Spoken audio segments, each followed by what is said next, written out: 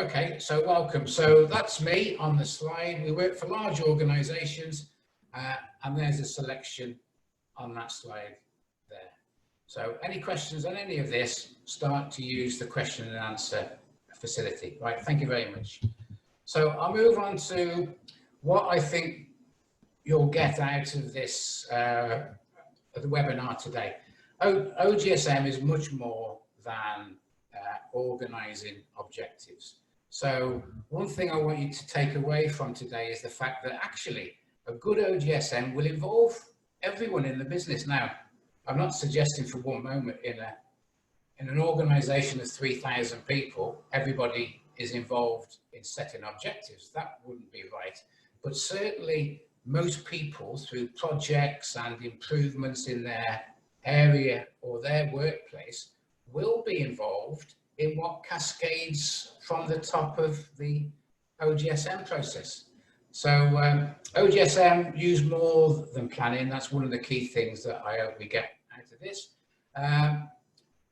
People creating their local strategies is important. So I've seen many examples where a group of senior managers will get together, all with good intention, set high-level objectives, and then go down the organization still at the high level of we need to save £10 million or something like that, and then take that down to the shop floor or the call center and expect people to relate to that £10 million saving in the day-to-day stuff that they do. So local people planning how they're going to contribute to their piece is a critical part.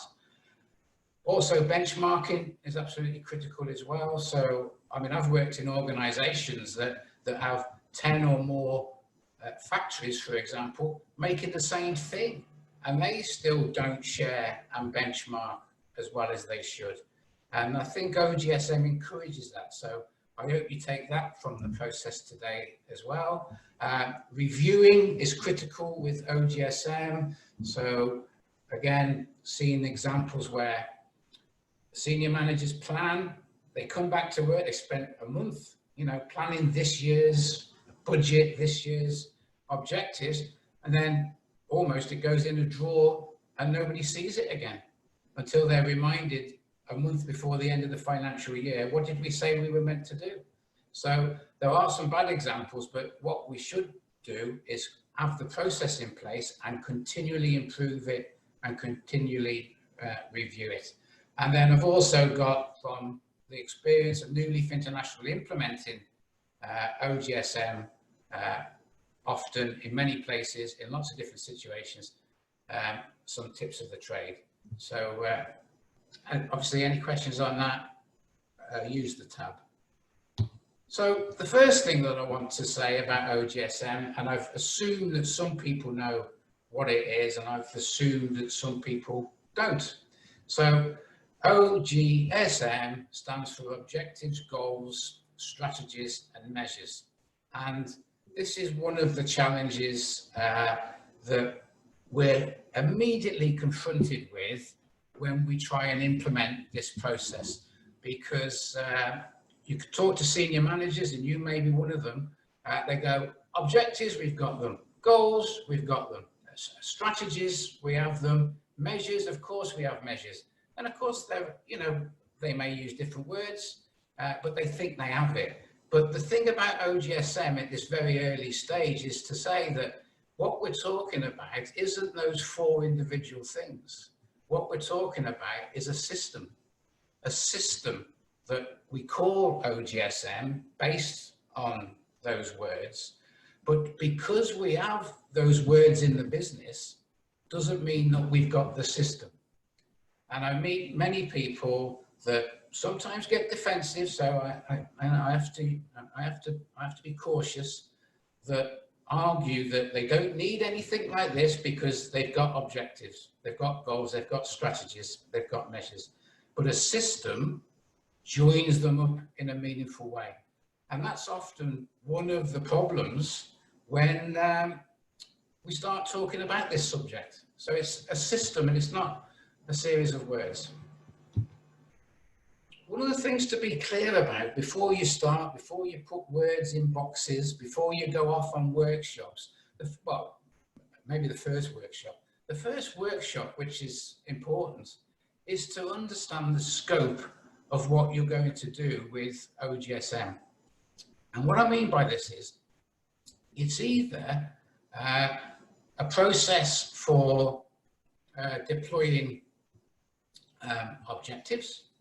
So it's either that, or on the other side of the scale, it's a fully blown cultural change process. So OGSM can change the culture of an organization, not merely communicate, work out what objectives are required and the goals associated with them. And this graph for me indicates the difference. At the very best, then, if a group of people, senior managers, go out, identify their plans, the sort of level that they're going to achieve, the actual benefits are lower than if you involve more people, you use the process more effectively, and you get some upskilling involved in it, you get a cultural change, as well as identifying the key objectives, goals, strategies, and measures. And the reason why scoping is important, because one of the first challenges, if you're a senior manager in an organization or an external consultant, one of the things that is required is to get the key people thinking in a way that either helps them understand that it's a cultural change, or it's a simple tool for setting objectives. And we want people to see it much more as a cultural change process, because the benefits outweigh the idea that a group of senior people have identified the targets that they need to achieve in the organization. So that's the first thing to say about OGSM. Before any group of people jump in and start to use it, implement it, the big question is, what is the scope? What do we want to do with it? And that leads on to how it's used on a day-to-day basis, how it's communicated, how it involves other people. There's so much more that it has the power to do if you see it as a cultural change tool. And as I said, not merely setting objectives. So that's an important point, I think. It does a lot of things. I'm not going to talk through all of these. I mean, some of them are obvious, but if you go back to looking at the scope, if you target the use of the process up here, you get all of these benefits. It is a long-term direction setting through a vision and high-level objectives cascading down. Communication, it's a communication tool in itself. It's used regularly at meetings, it's used one-to-ones, it's used to give direction. It's got many uses. More ownership, it enables us to differentiate between objectives, goals, and strategies and measures. And that's an important point, because when I get onto the model itself, then there is a clear differential between those. You can get right down to the lowest level in the organization so operationally, in call centers, on factory floors. The day-to-day improvement programs will be connected to their department's OGSM, that department to the operational OGSM, up to the senior manager board level activity. Everything is aimed towards a common direction, which is linked in with that. Good review, I've already mentioned that. And across different locations and different functions in an organization, it's really a great tool for benchmarking, because across the different locations, wherever they are, they're starting with the same objectives. They might create their own strategies that are different, and that's an excellent opportunity to benchmark because you're working towards the same objectives. A few more of the benefits if you get the scope right, even down to things like an appraisal system for one of the managers, all of the managers, I mean, that should be connected with the individual objectives or the strategies that they're delivering as projects. That's connected to their appraisal, their performance review, their skills that they need to improve on. So there's a connection there.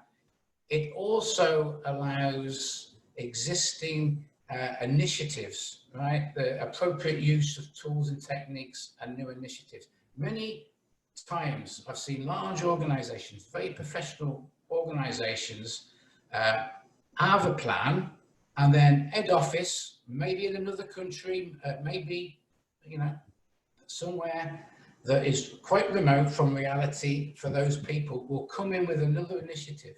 And OGSM is a process to question how that fits in to the business. And if it does, and it should, if it fits, then it can be cascaded through the process. So I've seen many times where large organizations have had a TPM program, a Six Sigma program, and the programs have become the objective instead of it being a method to get to the business objectives. So that's important as well. And of course, it makes use of short-term, middle-term, and longer-term aims. It allows us to do that. The fads of the month are those initiatives that I've just talked about. And it also questions the need to do some things. Because without the joining up of an OGSM process, an organization can very quickly have a list of things that are going on there, a list of things that are going on there, a list of things that are going on there, and they're very siloed. They're distinct activities within that function, without that function and that function, and the things aren't joined up. So it allows that alignment to development opportunities and working on common things. A clearer focus on achieving business results, well, that will become apparent. Okay, so let's have a look at three things now. It's a British expression, but the first one is we need to remember that if you start OGSM, you're not starting afresh. So every organization, of course, has a lot of good planning, a lot of initiatives, a lot of projects that are underway, a lot of good work already done. And the first expression, you know, don't throw the baby out with the bathwater, isn't suggesting to an organization that we start OGSM and that means we disregard everything else that's happened. The OGSM system is to glue up and put into a logical, joined up manner the things that are happening and questioning which objective those initiatives are actually aiming towards. So it's not about starting afresh. And also, the second point, which links in obviously with the first, is again to re-emphasize the point that it's a process, it's a system. I almost see it as a set of drawers, you know, where you're putting the right thing in the right drawer so you can find it and it all makes sense. It's putting everything we've got in an orderly, meaningful manner. It's not about starting off on new objectives. Of course, if that's an opportunity and it's required, it's a system that highlights that as well. And the third point, which again, if you're as old as I am, you'll remember the old Morecambe and Wise joke when he's trying to play the piano. He might be playing all the right notes, but not necessarily in the right order. But this is the same that for this work. Okay, OGSM will put all the things that need to be done in an organization to continually improve, to put them into the right order and have discipline and in an orchestrated way, make the right noise. So there are three things to remember before we go straight into the model itself. So again, any questions, just go onto the tab and I'll answer those at the end. So here's a graphic to show the basic process. So I'll start at the top, and the key thing that's required is some sort of picture of the future. And again, I would obviously suggest that every large, medium-sized organization has some picture of where it's going, a vision. The best visions I've ever seen are, even for very large organizations, are 2-3 paragraphs of 2 or 3 sentences each. No more than that, because a really good vision is something that any manager, even any employee, can virtually remember. Not necessarily word for word, but enough that they can have informal conversations about that direction.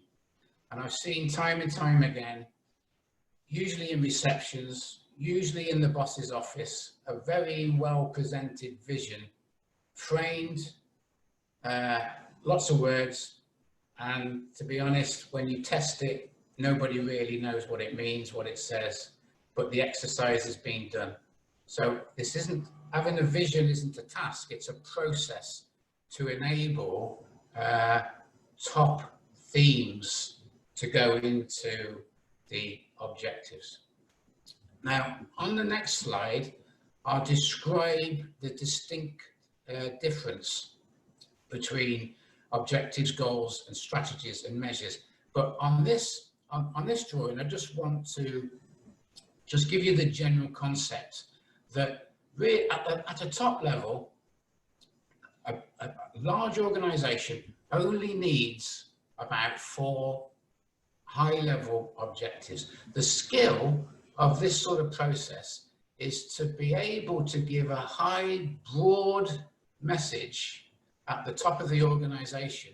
So when it goes down to a lower level here, it's more pointed and it's more focused to that part of the business. So 4 objectives is a really good number.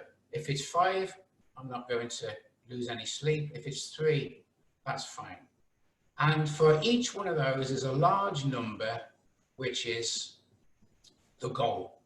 Every objective will have a business number, which is the goal. And I'll show some examples of that on another slide. Strategy is a house. So if you look at objectives, what is an objective? It's a what. It's a what have we got to do. But a strategy is a how. How do we do it? So there's a distinct difference between an objective, what have we got to achieve, but how are we going to do it? And as obvious as that sounds, that still gets muddled up and misrepresented in many organizations. So the clarity and the rigor and discipline required is to identify 1 or 2 or maybe 3 strategies for each objective. And again, the principle or the rule is less is more. It's a skill to be able to identify the minimum amount of objectives and strategies to give the maximum amount of effect in the business. So we have, 10, 12 strategies at the top level for 4 objectives. And measures are tracking tools to track the implementation of the strategy. And again, people do get confused over this. So a goal is a big number. We're going to save £10 million. A lot of people think the measures, if there's 3 strategies, is that has to equal when it adds to that and it adds to that, it needs to add up to £10 million. That's not what a measure in this model is meant to do. A measure here in this model is to track the implementation of the strategy. And if the strategies are the right strategies, the goal will be achieved. And as a constant review, making sure we're heading towards the goal questions whether we've got the right strategies or not. So once, better change the color, because by the time I've finished, anybody that knows me will know that by the time I've finished a drawing, it will look like a pizza. So here we've got strategies and measures, okay? And I'll explain a bit more about words and numbers in a minute. But the senior managers who are involved, so the boss and the senior managers create all of that OGSM at tier 1. And tier 1 is about a 3-year horizon. So that's a cultural change, because often this group of people will budget for a year. They've been driven by a financial budget. They've been driven by stakeholder, shareholder pressure, and they have a shorter implementation plan than actually is realistic. And anyone here now today that's involved in implementing change knows that significant change across an organization isn't done in a year. So one of the challenges for this group of people is to have a 3-year horizon. So these objectives and goals are looking out for 3 years. So you can see what happens now, and probably you're ahead of me. The strategies and measures at the top level are taken down to the next level, which obviously I've called tier 2. And where these were strategies, they've now become objectives for this part of the business. So in simplicity, this is the top level of the organization. The manager that's been, the senior manager that's been involved in creating that goes down to her part of the organization, gets her team together and creates the strategies for that part of the business. And usually, I've shown 3 tiers here, and I would recommend that any big organization going into using OGSM doesn't try to go further down the business than 3 tiers, regardless of how big it is, for a period of time where they've got used to the use of this process. So there you've got the local managers, let's say that's operations. So you've got local managers creating their strategies to enable them to deliver the objectives for their area. And of course, those objectives are the strategies for the company, and they're going to create the objectives or gain, success in delivering those objectives. So if that's operations, and this is, I don't know, sales, for example, then the same strategies and measures are cut and pasted into the sales arena. The senior manager from sales was part of that. It goes into his part of the business, working with his local managers to create the strategies and the measures for their part of the business. And the benchmarking opportunity at that level, of course, is both operations and sales are working on the same objectives. Likewise again, and I won't spend time much on this, is that's then cut and pasted there. Local people create their strategies and measures, and this could easily, I've got a case study to show you, this could easily be 3 locations, location 1, location 2, location 3. And they are put in there. Local people develop their own strategies and measures, and at that level, they then become projects, team chartered projects, individual projects, and at a sort of, a delivery level, at that level, this is where an awful lot of people are delivering shorter, a £20,000 saving on a project, linking it back to going back up to the business to that, going back up to the business to that. That's a clear contribution to that £10 million saving that I was indicating there. So that's the basics of it. And the important other pieces are, and I've said it before, review, review, review. And in the tips a little later, I will identify that the skill of facilitating these senior people is to keep the objectives and strategies at a high level to create involvement when local people are creating their own strategies. That's one of the skills. I've been in a number of situations, and obviously my colleagues as well. I've been in lots of situations where senior managers want to control the old business by putting at the top level exactly what everybody should be doing. And it's, as much as it is worthy of understanding that, it doesn't work. It doesn't work. I've seen the most complex of plans at the top level that simply don't get implemented when they go lower. So a lot of this is about keeping it simple.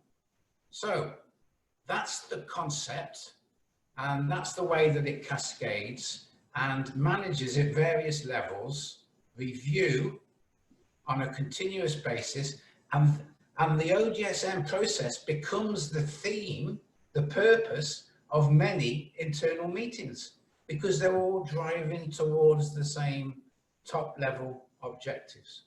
So review, review, review. And the review process isn't just and this is a thinking change that needs to happen, a cultural change in managers. Review isn't just how are we doing against the numbers, it's about, are these the right strategies? Are we still doing the right things? Are we involving the right people? If we're working on 3 strategies, but the goal isn't improving, then maybe we haven't got the right strategies. And learning from each other and benchmarking is absolutely critical, because there might be slightly different strategies in this location to that location, but which work the best? Well, actually, it's proven that these work better here than those. And that's the critical reason for having constructive review processes. So to take this down to a slightly more micro level, let's just have a look at this now. So this is an hypothetical thing. I don't know why jams, but I thought of jams when I thought of this. I don't know why, but I've started a jam company. So this is an hypothetical top level OGSM in my jam factory, in my jam organization. I've got 3 factories. I employ 1,000 people, and I've got the senior managers together to start the process of creating a top level tier 1. And the first thing that we're going to do, apart from have the vision, is understand that these are the what's. What are we going to do? These are the hows. How are we going to do it? These are the trackers. How are we going to track how well we're doing it? And these are the big business numbers that we're going to achieve. But the other point is, and I didn't mention it on the previous slide, is these should only ever be words. These should only ever be numbers. Words, numbers. And this is one of those rigor and discipline things. And people that I work with, and it's all taken in good spirit, but people I work with at a senior level smile and laugh because some of them can't write an objective without putting a number in it. So we have some fun over that. And part of it is keeping it simple and keeping it true to the process of writing in the right boxes the right thing, so it cascades effectively and it gives the right messages at a lower level. So it's absolutely critical, because if you go to what I've already said in the previous slide, the cut and paste process of objectives and goals coming from strategies and measures that are words in numbers. They need to remain words in numbers. So a strategy for the top team is an objective for the middle managers. And that's why that's discipline is important. So my jam factory, okay? So 4 objectives. I've got 4 objectives. I had a bit of trouble with safety. So I want to make the point when all this is communicated that I want a very safe operating organization. I had a couple of near misses, I had a couple of slight accidents. So I want to make that a point. So I'm being absolutely clear on what it is I want to change. I'm not adding lots of words to this. I'm keeping it very, very simple. Less words, the better. That's a skill. Keeping it simple. This is what we say in Newly. You know, keeping it simple isn't simple.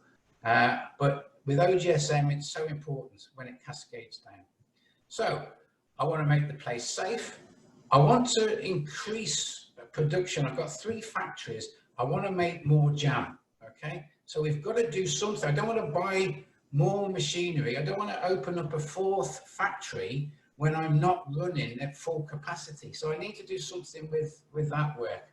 I want to sell to more people, right? I want to get in the market.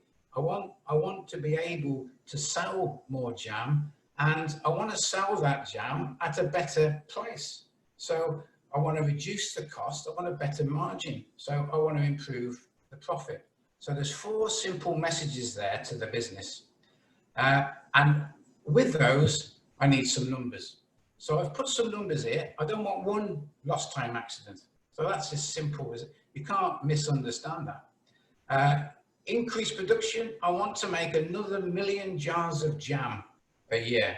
So that's my challenge to the organization. That's what the senior managers have decided is possible. And we want another £2 million increase in sales. So we want to sell some more jam or other related products. At the moment, we only make jam. I want to make a profit that's greater than 15%. So they're the big numbers that go with the big messages. So at tier 1, I'm working with my senior managers, and we're coming up now with how are we going to tell the business, 3 factories, head office with sales and admin, how am I going to tell them how to do this work? Well, in safety, I'm going to say we need a behavioral safety program. We need a certification. We need IOSH, a certification. We need something that gives us the rigor and discipline to be safe. So there's 2 big messages there. I want to change people's safety behavior. That's how we're going to eliminate unsafe behavior. And we need some sort of certification. And again, with the measures, I'm putting things that I can track on a monthly basis in there. Okay, so how far are we getting to 2013, month on month? How many employees have we taken through a behavioral safety program? I can track that month on month. Those 2 measures aren't directly related, indirectly you could argue, of course, but they aren't directly related to the goal. The goal is a standalone business achievement that needs to be achieved. So going down to productivity, again, now here, 3 strategies. Let's improve our reliability. Okay, so we've got 3 factories. They don't run the best that they can. They break down. They're waiting for product. They're idle for half their shift. They're waiting for jam to be changed from raspberry to strawberry. There's all sorts of reasons, but reliability isn't one of them. We're not delivering to our customers on time. What's happening there? We've got to improve that. Then we can, the flow of jam and jars of jam can go through the business a lot better. Quality issues are preventing us from operating. We get rework, we're getting waste. So for each of those 3, that's those 3 top level messages to the business, again with associated numbers, which we don't need to go into now. Then we're looking at market share. So again, strategies for that, and increase sales, obviously, in line with the increase of production. What we don't want is to sell more than we can make, and that's why we have to make more, and we have to sell more in line with that extra capability. All basic, simple business thinking, but put in a very simple, orderly way. And also, just as an aside, a creative moment for the sales people. What other things can we make? What other things can we sell? You know, jams, yeah, but what about pickles and mustard and things like this? So again, high level thinking. And then we need to lower our operating costs to increase profit and sell at a higher figure to improve our margins. So two strategies there. And when you put those things together, of course, then those are going to get cut and pasted and taken down into the 3 factories and head office. And that's the top level team in Martin's Jams, giving them the structure to start to develop their own strategies to deliver those things for the business. So in a sort of fundamental way, that's how it works. And again, keeping it simple, having the discipline to keep to words and numbers is an absolute critical part of this process. Just going to go on to some case studies now. These are from obviously real life situations, and the first one is a diagram that was created by the client, and it basically shows there, and you know, my model I based on this. So this is a packaging company with 3 factories and top level objectives, goals, strategies and measures, 3-year vision, and that went down to the 2 areas of the organization: operations, in charge of the 3 operating plants, and sales and commercial. And of course, I won't repeat all the words around you know, cut and paste and all of that. I want to just show you that this is a real example, worked very well, but there's a couple of sort of nuanced things here which people can easily fall into the trap of. One is these are projects. So these are projects based on strategies at the various different areas of the 3 main factories in the business.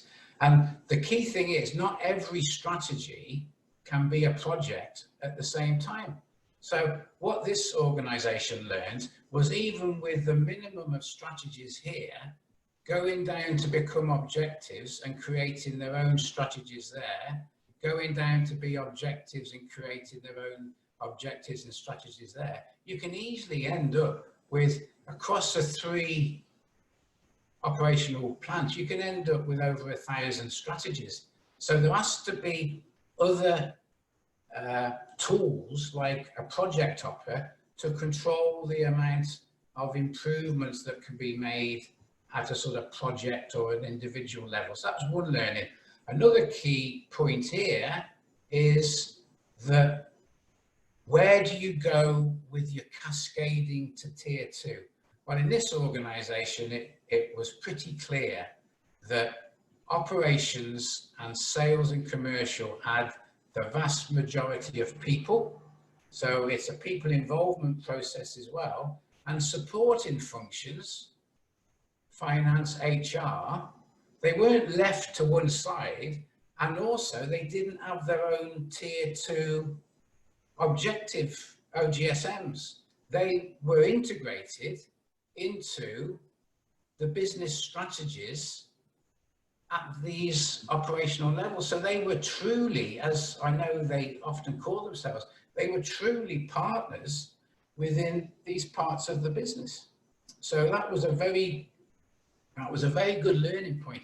And to be honest, it's a learning point for me at the time, because it would be very easy for HR to have its own OGSM, have its own objectives based on what have its own strategies based on what they thought they needed to do. But the point is that all these strategies, when you look at finance and HR, they're all things that should be done inside the organization anyway. So that's a bit of a revelation. And this drawing here also shows the infrastructure outside of the spine of the OGSM cascade, where various meetings are pitched at the right hierarchical level to use OGSM as the driver, the main purpose, the review process, all of the agenda of all of these sort of, you know, what you would typically find in organizations. All of their meetings were driven by the OGSM process. Likewise, all of the one-to-ones and the development opportunities here on this side were all driven by the OGSM process. So over a period of time, it glues up all of the activity within OGSM with how are we going to make it work as an operation, what infrastructure and capability is required. And that leads on to having the appropriate behaviors, having the right communication, and that's a nice way of gluing the whole process up. So that's a real example, and quite happy to expand on that outside of this webinar today if anybody's interested in knowing a little more about that. So what I've got now is I've got some photographs of OGSM in action. So I don't know how many people know this man, but you might know him from Crime Watch, but outside of that, he's a senior operations manager in that business that I've just showed you. And the point of showing you this photograph is that there's a trend now in business for a lot of digital use, the use of digital tools. But with OGSM, regardless of how old-fashioned some people might think it is, it needs to be visible. So in this guy's office, he's got that board with OGSM on. And when you go in and you think about those meetings that I described on that other slide, if you think about those meetings, you go into his office as a team or as an individual, and you're going to be using that board. So he's put his main OGSM work on that board in his office. And I really like that. I really think that's a good visual tool. So there he is. He can go to it, stand up. It's a virtual office, you know, so he's got everything he needs to work with his other managers. A bit closer, we can see some of it. So he's one of 3 operations, and there's the company vision. There's the top level OGSM, 5 objectives. I couldn't stop them with a 5th. So there's 5 objectives, the strategies, and he's got those strategies going down to him, and that's his tier 2 objectives. Now, of course, all of this is digital. All of this is well logged. All of this is tracked well, but he also has it extremely visible. So there he is with his plants OGSM. So this is 3 years. He's pitched this at 1 year. Then tier 3, because he hasn't got an office big enough or a board, he's got all of his tier 3. So these are departments within his operation. And he's got there the tier 3 ones, and he just unclips them when he's having a one-to-one with the manager of that area or the team, and they work through it. They also use the computer. They also use PowerPoint slides to look at the graphs and everything else. But the core of what he needs is in his office. And this is just a little bit closer so you can see what he's got there. There's the vision. A bit too big for me, but there you go. I don't always get my own way. Nice, thinned out objectives, albeit 5. He's taken all of them and taken them down there. And one question you might have is, well, why has he got all of the strategies from tier 1 when part of the organization is sales and marketing? Because it provokes new thinking, because it questions what can the manufacturing people do to help sales objectives? What can salespeople do to help the reliability and the operational side? So you don't dismiss, you don't cherry pick that one, and that one. I fancy that, I'll put that down there. You actually try and force yourself and your team to identify the right strategies for all of them. They then go down, as you know, down to tier 3, and they can't all be worked on at once. So a project officer says, that strategy, that's what I'm working on now. So it's really good at planning your year out in terms of what you're going to work on. And the test with review is, are those really joined up to that? Is that really joined up to that? Is that really helping that? And is it going back, and are we helping everything that is required by the business? This here, by the way, I've got a slightly larger photograph of that, is infrastructure for his meetings. So these are all his meetings in the business. These are the purpose of all the meetings, and they're all geared towards having agendas to review OGSM. Even down to the charters, so that there's a bit of rigor. So this, if you remember, charters come from the strategies that are identified with the lowest level or the most appropriate level of strategies. So even charters, and this is something that was on the same theme, it's all has clear objectives as a team leader, as very clear outcomes, measures of success, actions, a schedule of when it meets. All of those things are in the same mentality as the OGSM process. Keep it simple, keep the discipline, have rigor. Don't start something that doesn't join up with the department's objectives. Don't start anything that when you track it back, it doesn't connect up with the overall business objectives. All these questions are important things to do. So there he's got his charters, he unclips them, he sits down with the project lead or the project team and works through on a regular basis how they're succeeding in the delivery of their work. So here's some tips of the trade, and I would have covered some of these as I've talked through it. Okay, senior managers, don't try and control everything at tier 1. I've seen it. It falls over. I've seen tier 1 where strategies are salespeople having fire extinguishers in their cars and things like that. It's just too much detail. Okay, what you do is you rely on that detail going further down into the business, and the review process where everybody is reviewing all levels, certainly the seniors will review all levels. It's an opportunity for them to say, I'm not sure that strategy fits. Does it fit? Explain how you think it fits. There's all those opportunities. Start the scope before you embark on filling out forms. Okay, that's one of the disciplines, right?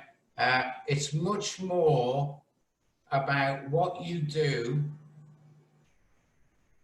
and the skill is what you're going to leave out. That's a classic from my Procter & Gamble days. Good strategic thinking is, what are we going to do and what are we not going to do?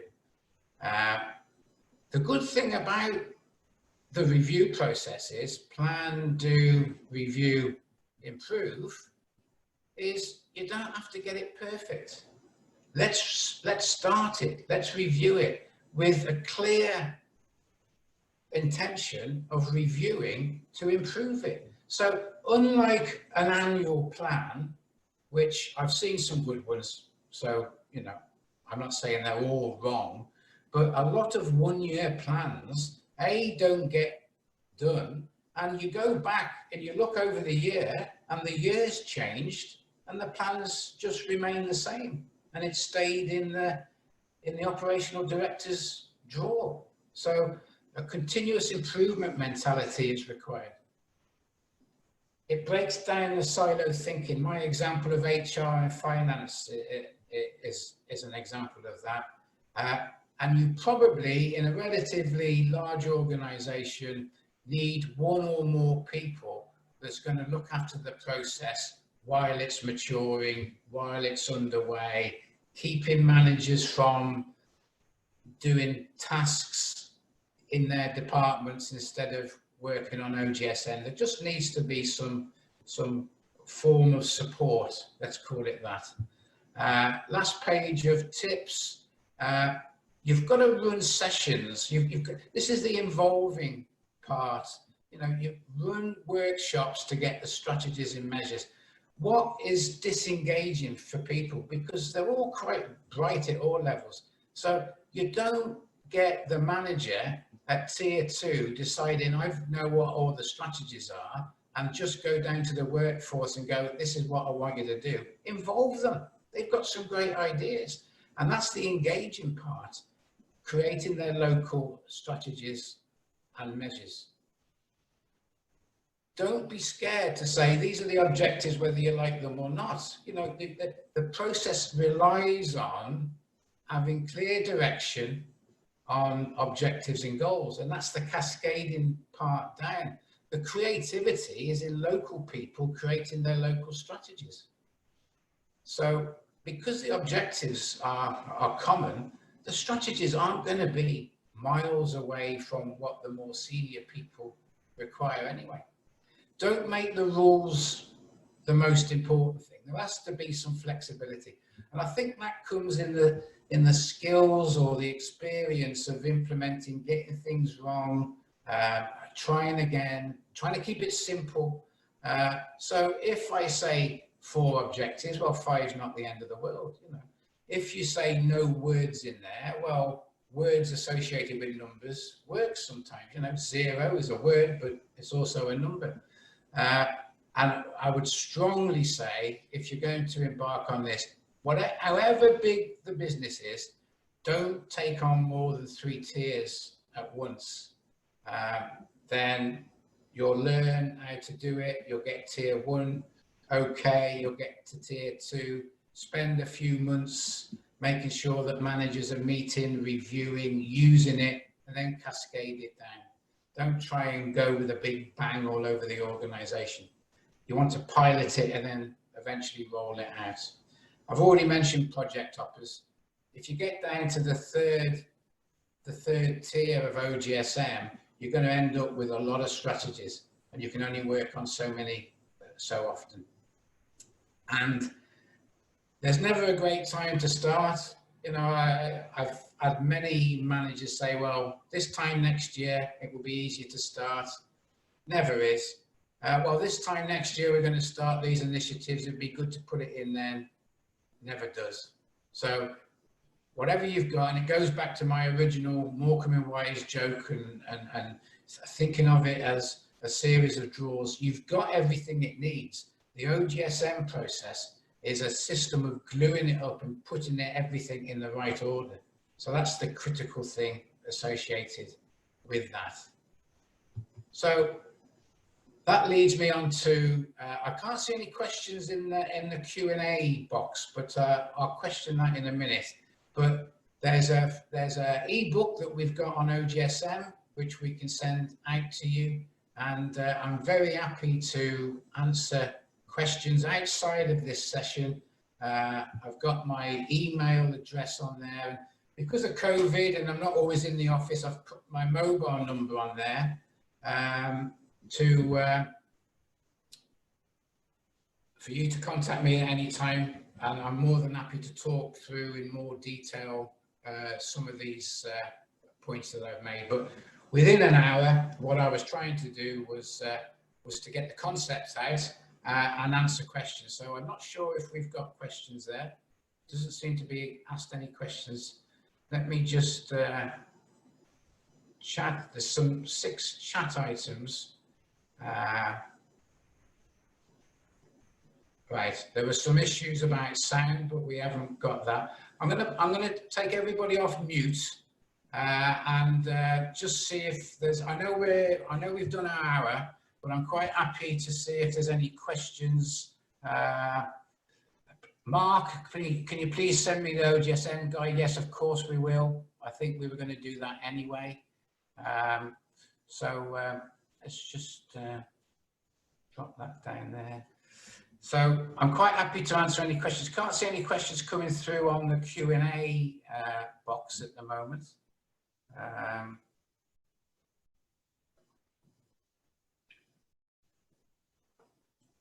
Just close the chat.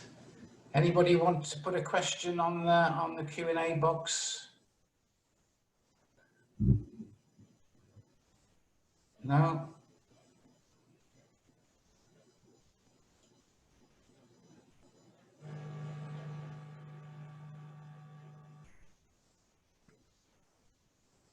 Let's just go out of here.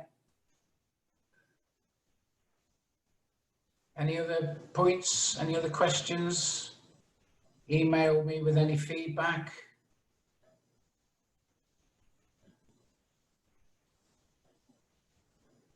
Everybody seems happy enough.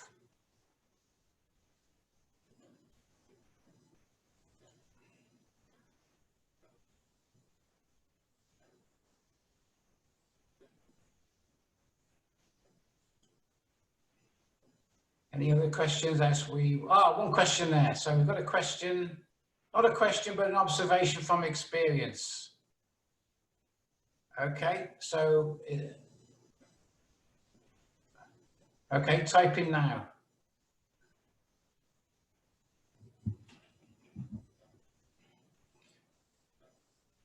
Just waiting for Lordif to type a question.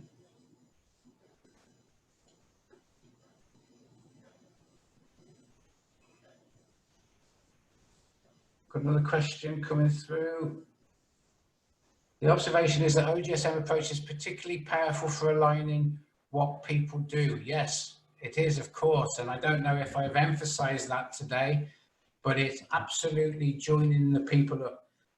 To implement OGSM well, then involving people in workshops in the initial stages is the investment. It's not going into a separate room, senior managers on their own, writing these OGSM formats. The power of it is involving the people. Got another observation from Lordif. If what you do is not aligned to OGSM, don't do it. Absolutely. So that's another good observation, and that is it's a weeding out process. So OGSM is a weeding out process as well, because if you're doing something now and you introduce OGSM and you can't see it fitting an objective, it means that you've probably been doing something for the wrong reason. And as sad as it is, there are people that have pet hobbies in organizations and set up projects to do things, but actually they won't make a difference if they aren't aligned to the objectives. So that's a good observation. Thank you for that. Any other questions?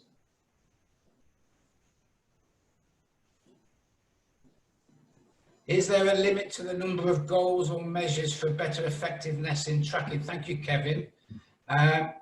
Well, the limit is in effect limited to the level of the organization. So if you go to tier 1, for example, then the number of goals, there should be one goal for one objective. And that, for a lot of people, they struggle with that because they want to put lots of numbers in. You know, that's the world we live in, lots of numbers. But it's about picking the right number for the big objective. Now, when you go down to tier 2 and possibly tier 3, then you've got more objectives. So you're going to end up with more goals, but those goals should be distinct to that objective. And that's one of the nuances and one of the again, I keep saying it, the discipline and the rigor that's needed to make the process work. Too much, it will fall over. Now, you've also put measures there. So is there a limit to the number of goals or measures for better effectiveness? One per item. So one goal for the objectives, which I've already just said, and one measure for a strategy. Now, realistically, you can have 2.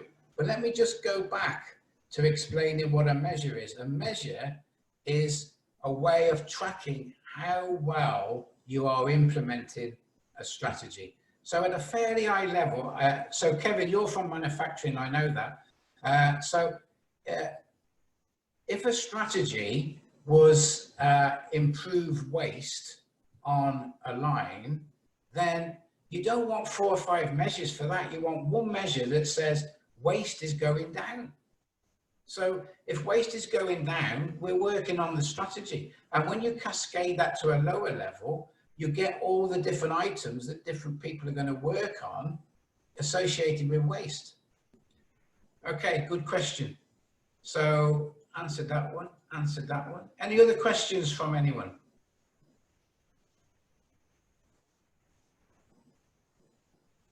We will send the booklet out.